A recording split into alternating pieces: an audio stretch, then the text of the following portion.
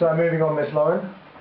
Yeah, so that Baby Battery was very funny because after I did the collab session on that, I went into Bill Dunn, who was the keyboard engineer, that he was like a don. He was the guy that fixed everyone's Hammonds and everyone's Roses and whatever. You go in and there'd be a sticker saying Eric Clapton on the amp, you know? He was just the don. He fixed everyone's stuff. And I took the clav in because, you know, they're pretty delicate. And I just did that session. He said, you know, Jessica, he said, you broke 21 pads, keypads, you know, the things that hit the strings. Yeah. He said, it's a record, and just to tell you it's a record, I kept them in this bag, and here they are. I trashed the clav doing that. And then, so basically, thanks to soul jazz and then some acid jazz, you know, basically I was really busy, and it was a great time for me. And as a result of that, I did a lot of playing at the Jazz Cafe with visiting Americans. So when people came from the States, from that sort of jazz funk, sort of soulful, groovy vibe, you know, that happened then, I'd come in and be the keyboard player. And I had the old gear. I had my collection of old gear. So I did Tom Brown, Jim Kahn, Dexter Wansel, Clear. Wow. It was just amazing. And then later, James Mason. Most memorable gig at Jazz Cafe with that kind of pedigree of people?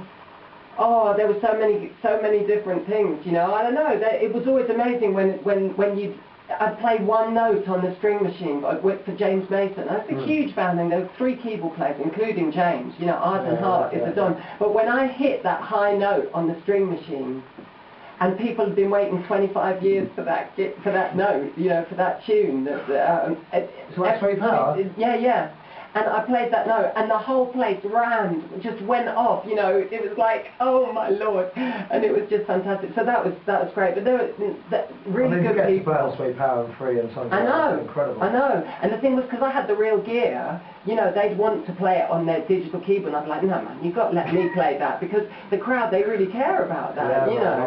I've seen gigs when, you know, they turn up with digital keyboard. It's really important. Really, I mean, were you there at the Headhunters at the Jazz Cafe? And it was so wonderful. Yeah. And I'm there, you know, like an idiot, saying, this is amazing, you know, and saying, oh, I wish you had a Rhodes there, you know, whatever, which is so sad, but it's kind crazy, of, the sound is so much part of it now. We understand the sound. These are soulful instruments. They're real, you know.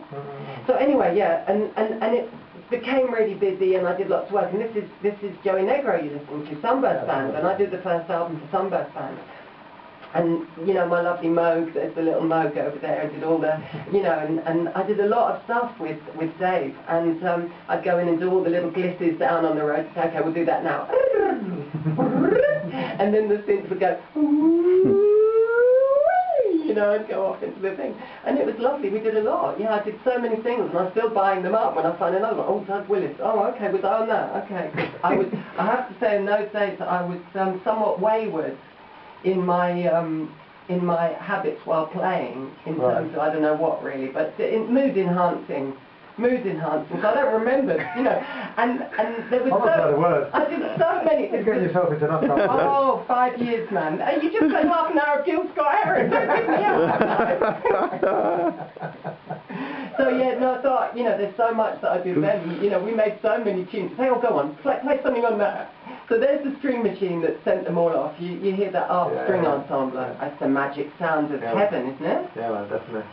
A hired players, you know what I mean? Yeah, absolutely.